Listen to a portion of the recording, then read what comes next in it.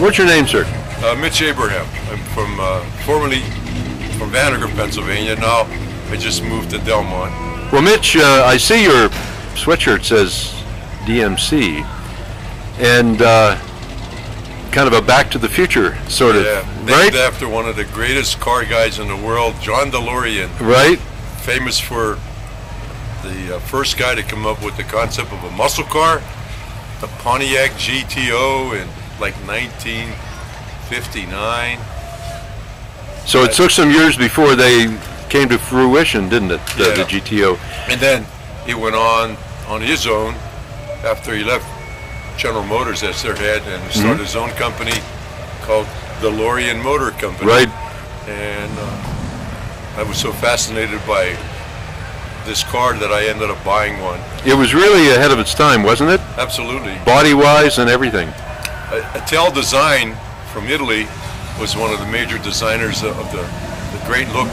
And even today, I get compliments on the car how futuristic it looks.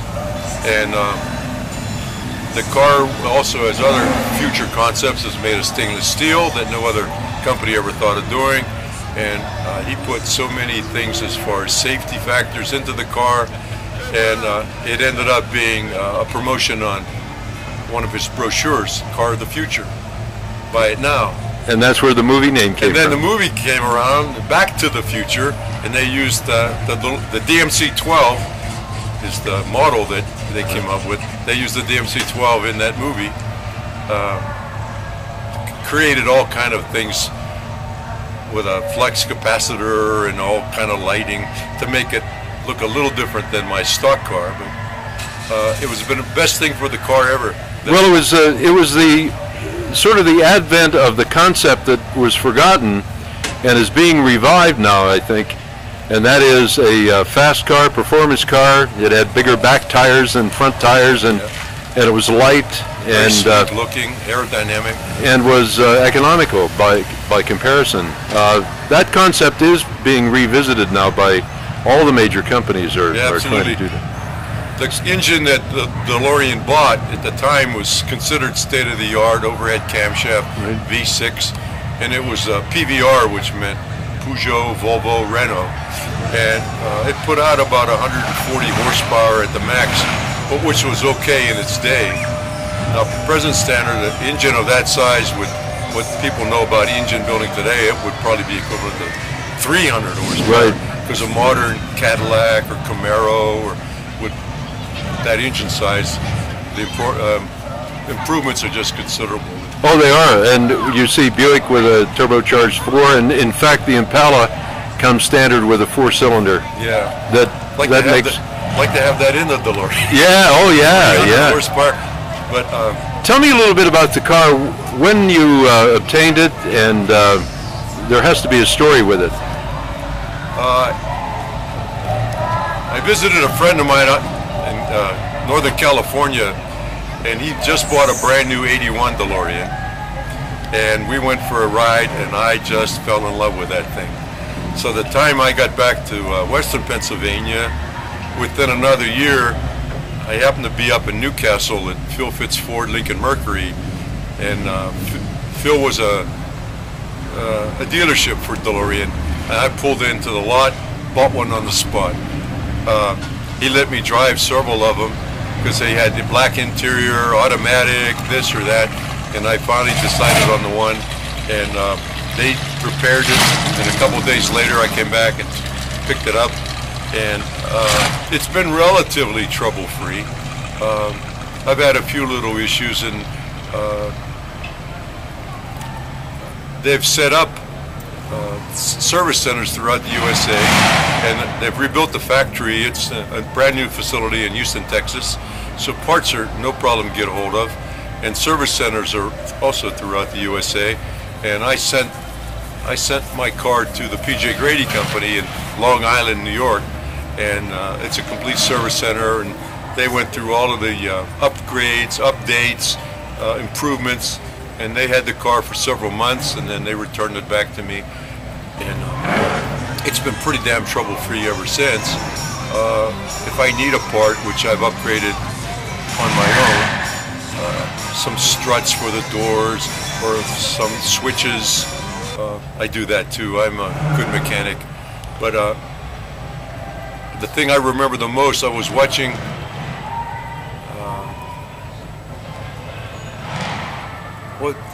Mr. King on the TV show. Larry King? Larry King Live. Yeah, Thank you very much.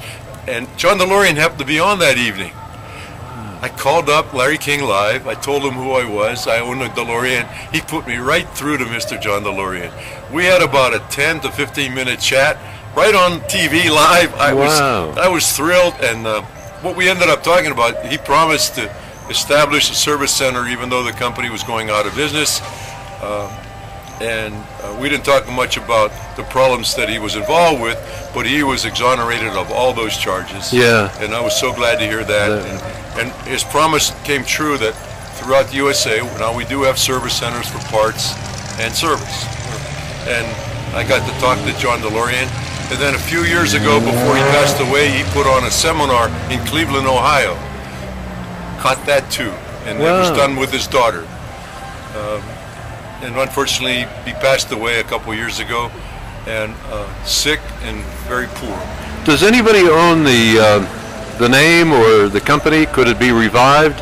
It's all revived. But I mean, as far as building new cars. They're building new cars in Houston, Texas, at the DeLorean Motor Company. The same? Yeah, the same car, style? Exactly, with everything the same.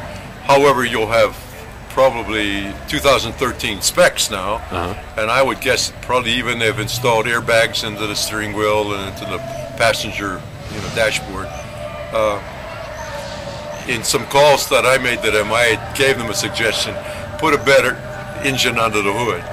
Give us some horsepower, like 300 instead of the 139 or so. But they'll keep original as they can. And as far as the engine, they have upgraded the engine to 200 horsepower. Have they? Well, that's about the same as the Subaru Toyota project, where they're producing a great sports car with that. The word was to me that they sent the original engine to Indianapolis, Indiana, to some really race car geniuses there. They did their own improvements to the cylinder head design and other improvements, and they went from the 139 to 200, 199. And so you still have a stock engine that's not overstressed, but souped up. Will it be stainless steel again? The car's all stainless steel. Wow. Everything's the same. How much? On the computer screen, it's about $53,000. Wow, that's brand new. That's pretty reasonable. Yeah. Brand new in '83, I was about 28,000. And brand new in '81, some of the buyers were really getting ripped off because some of the dealerships were charging another 10,000 on top of like the 29,000 that it was supposed to be a low-cost car. They were charging, exorbitant figures, and people were paying them because they wanted to be the first to own a DeLorean. So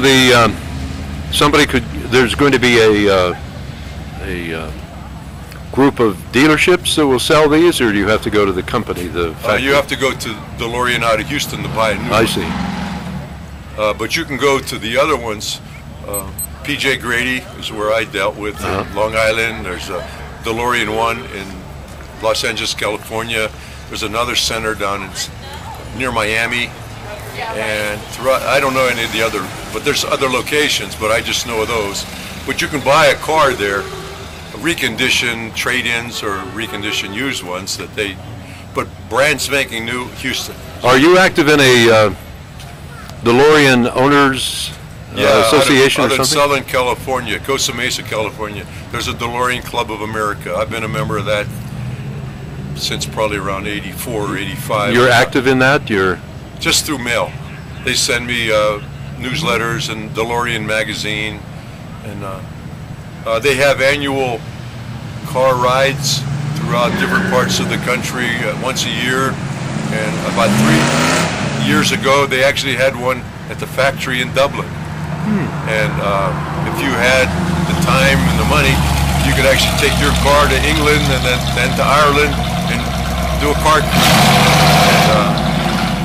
And in the magazine that come out later, they explain what they did, and they went to the old factory, they went to the old test track at the factory, and the stories was everyone had a great time, and they met a lot of the people and the staff. I don't know if Mr. DeLorean was alive at the time when they did this, about 2 or 3 years ago. So have you ever driven in one of those? Have you No, attended it? Well, maybe when you retire you can do that. Yes, I plan on it. Do you? A few years ago they had one in Lexington, Kentucky, and at the hotel I stayed at, when I pulled up with the DeLorean, he says, "Wow, you're like a year too late." So what do you mean? He says, "We had a convention here." And it never dawned on me that they had it at that hotel, but I remember that in the magazine that they were holding it there. But I don't take the car on long trips, so I decided I had to get the cobwebs out of the car and, and blow the rust out of the mufflers, and I took it to that drive. Well, I'm sure with your ingenuity and stick-to-itiveness that if you become active in the organization, you'll be president of it. That should be your new aspiration, right? No, those days of all of the leadership responsibilities, I'm giving that up. I'm going to sit back and relax. Well, that's good, and wear your sweatshirt proudly. Thank you for the interview, sir. Oh, you're welcome. Pleased to help you.